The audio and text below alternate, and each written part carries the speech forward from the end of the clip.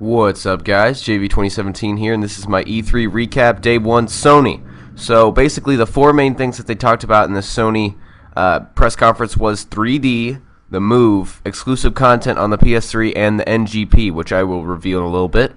So first off, they talked about PlayStation, just random general things, just like Microsoft, kind of to combat them, I guess you could say. Talked about Netflix, Sports TV, Hulu, and Cinema Now. Also, the Nintendo press conference is about to start, so I'm really talking really fast because I want to get over with this. So, they talked about Uncharted 3, of course, just like Microsoft talked about Modern Warfare 3. They're just talking about their really big games. So, great graphics. Uncharted 3 had great graphics. They showed us a Cruise Hurricane demo where Nathan Drake was, I think that's his name, running around on a cruise ship, and there's a giant hurricane, really good graphics. The water was cool. They're incorporating more stealthy gameplay, and it's more of a cinematic experience, more cutscenes, I guess you could say. I think the games are always been like that, but yeah, so... it's really it's actually pretty bloody, so I think that's kind of new to it. I don't think any of the Uncharted before this were bloody. I could be completely wrong, though. They're having a multiplayer beta on June 20th, and there's also a Subway promotion where you can get the entire multiplayer game before the release of the game by doing something with Subway. I don't know, buying something, winning something, I don't know.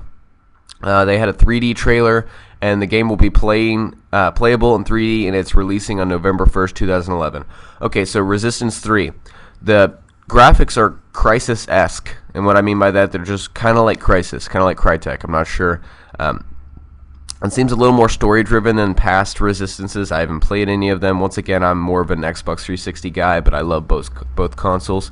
Large-scale battles, huge monsters. That's one thing I noticed. This dude was fighting a giant monster. It's got move support, and there's a Resistance 3 sharpshooter bundle, which comes with a move, like a little gun you can put your move into, an eye controller, and it comes this September for like $150, I think it was. So not too bad. Next, they had more just random announcements. They're releasing a God of War Origins collection and an Eco and Shadow of the Colossus collection this September, playable in 3D. And the God of War collection is not God of War 1, 2, and 3. It's the two installments from the PlayStation Portable, the PSP, but you can play them on the console. So, very cool. They also announced they're releasing an affordable, in big parentheses, 24-inch 3D display, which is you can also play on just HD, but it also does 3D. That's the point, because you can find cheaper 24-inch displays. And it comes with 3D glasses that are priced individually if you don't want to buy this thing for $69.99, and Resistance 3 and an HDMI, 6-foot HDMI cable this fall. And they talked about moving away from split screen. I don't know what they were talking about, some individual screen technology. I'm sorry, I couldn't really understand what they were saying. But that 24-inch 3D display pack bundle with Resistance 3 and the glasses and the HDMI cable is priced at $499.99. So next we have NBA 2K12, which is a basketball game. This is probably regarded as the best basketball game since they started making NBA Live. It's kind of like the only one. So yeah, go for them. Woo for them, I mean. NBA on the move support, that's move controller support. Kind of weird system. They showed it. You point at your player to pass it to them, then you pull the trigger to shoot. Kind of weird. I wouldn't use it. Probably won't buy the game anyways. Kobe Bryant made an appearance and completely failed like twice on the game. He was like, "Good job, Kobe. Good job with that shot." And he missed like 3 times. It was good. All right, now they're talking about Medieval Moves. It was the most kiddie game I've ever seen. Focus on move motion, and the guy who was talking was like, "Good job, Jeremy." That's all I remember about that game. Okay, so Infamous 2.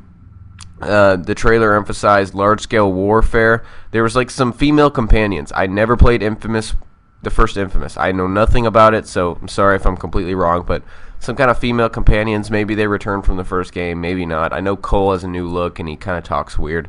It's got move support. That's something they announced, and it also has multiplayer, so I don't know how that will work. Oh, yeah, it's like multiplayer missions that you can create. That's what they said. So, Starhawk. This is the successor of Warhawk, which is one of the PS3's kind of launch titles. It wasn't a launch title, but it was their first big game, kind of, I want to say, that they were like excited about, you could say.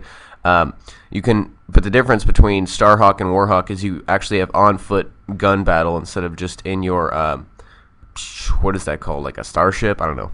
Next, they announced a new Sly Cooper, Thieves in Time, and that franchise started in 2002, so it's a pretty old franchise. and it's their first installment in years. Maybe their last one was in 2002. I don't know. Next is DUS 514 that has Move support, and it's for the NGP, which is the Next Gen Portable, if you didn't know that. The PC and the PS3, and it's a PSN title, so it's not a full-fledged game. The graphics aren't really up to par, and it has a beta this summer. Bioshock Infinite. They're emphasizing more on the cinematic experience. The guy, Ken Levine, didn't really talk about it a lot. It was kind of weird. He talked about some experience he had. Really weird at E3. But it has Move support. That's the big thing. Bioshock Infinite has Move support. It's not required, but it has Move support. So really be paying attention to that. This is, of course, on the PS3. It's also on the 360. So it's on the consoles and on the NGP. Bioshock Infinite will be on the NGP. I will tell you what the NGP is very soon. There's a PS3 Bioshock bundle that's exclusive. You get exclusive content. There's so much bullshit exclusive stuff for the PS3 this year. It's not even funny. Saints Row 3 will have a November release with also Move support. Jesus Christ. It's almost like they're pushing Kinect. It's the same thing.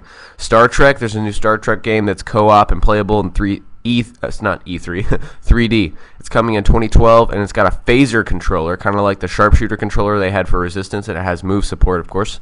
SSX is a PS3 exclusive. They didn't talk about much. It was only a trailer.